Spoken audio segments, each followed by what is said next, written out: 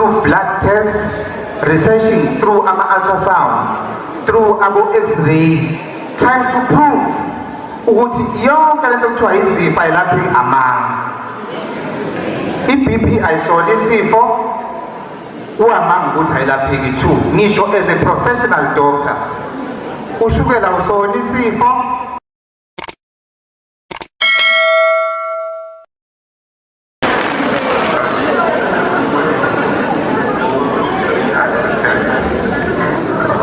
Sanibona.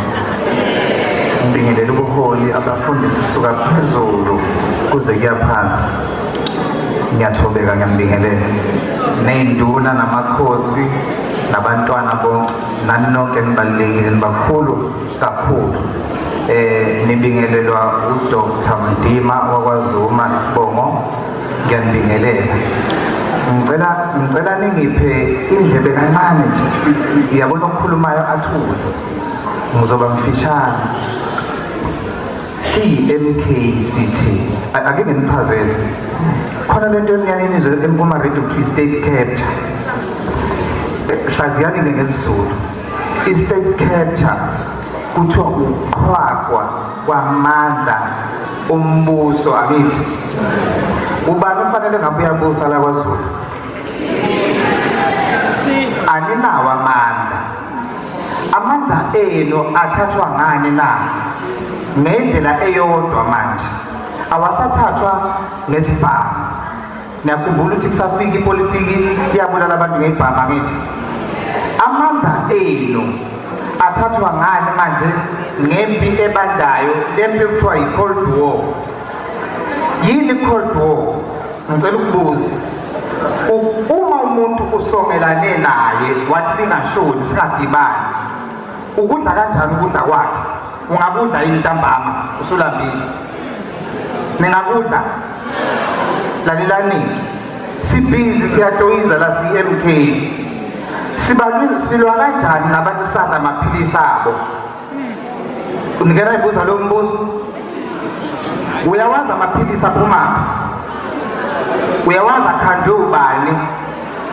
Ngahlosoni? Zibuza umbuzo ke futhi.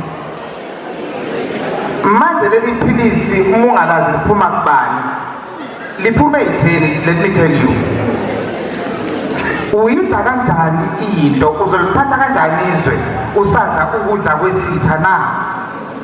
Nanokudla likuthenga ey'tolo niyakwazi ukuthi kuphuma. Lalelani-ke nginitshele, kukhona lento igama futhi elithi yi-disaster. Niyazi ukuthi i-disaster nina nibheke ini? Nibheke iphepho, nibheke imililo. I-disaster muzoyichaza ngesizulu yinhlekelele ekhalisa umuzi nomuzi nomuzi nomuzi. Njengamanje wonke umuzi ukhaliswa yiphilisi. Ubuwazi ukuthi isikhwama sikagogo wakho siphethe i-disaster? Wena uthi siphethe ukuphila? I-disaster leyo. I-disaster i-BP, i-disaster iphilisi likashukela, i-disaster iphilisi lama-ulcer, i-disaster iphilisi labo bonke o-chronic ongababali. Umbuzo usamile, uma ufuna ukuphatha izwe, isitha sikuphakela kanjani? Ukudla kanjani ukudla okuphekwe isitha? Lona iphilisi elikhandwe isitha uzolidla kanjani? That is why I've spent 14 years as a doctor researching through blood tests, researching through ultrasound, through X-ray, trying to prove ukuthi yonke lento kuthiwa izifo ayilaphi amanga. I-BP ayisona isifo, uamanga ukuthi ayilapheki too. Ngisho as a professional doctor, ushukela usona isifo, uamanga ukuthi awulapheki. Ama-ulcer akusona isifo, uamanga ukuthi awelapheki. Amatshe esiswini akuamanga ukuthi kumele uhlinzwe kuphela ukuze aphume. Uyakwazi ukunika umuntu umuthi aphuze ngasasa wasekho. Igatsha esibelethweni ziyalapheka. Nabaningi abaphethwe isifo sokuwa. Isifo sokuwa siyalapheka. Sizonke siyi-king president. Lokhu sikusho nge-clinical evidence. So ngimema abantu abaney'ngane medical school abanonesi emakhaya, abanodokotela abasanda kuqualify abasevayo lapha ey'bhedlela, ngiyabamema kwi-MK ukuthi abasondele ngizobafundisa ukuthi kuyaphumeka emaphilisini. Inhloso ngqangi yokufaka umuntu emaphilisini ukuthi aphile ngamaphilisi ebese wena uhamba ngemoto eziphambili ube nenkampani ezibukwayo, kodwa abazali bethu bafa bebancane. Niyayizwa le ngqondo? Ngibiza i-team ye-disaster. I-disaster yokuqala, isifo sokuqala esibulala abantu njengamanje ushukela, kuzi-BP, lokho okunye kuthenda lezansi. So mina ngokwami ukubona njengomuntu kwi-medical field ukuthi asidile nalezi zinto nenhlahla.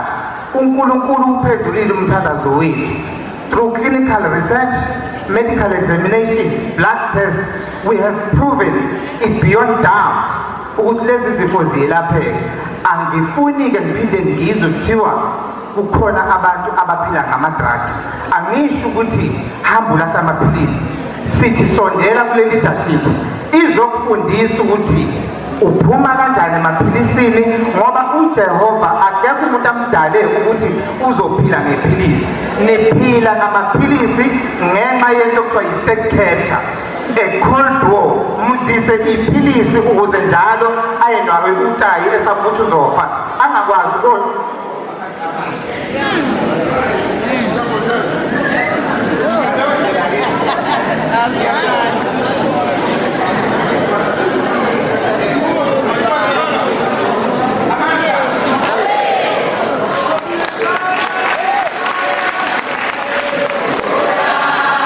qinisekisa ukuthi uma kukhona umuntu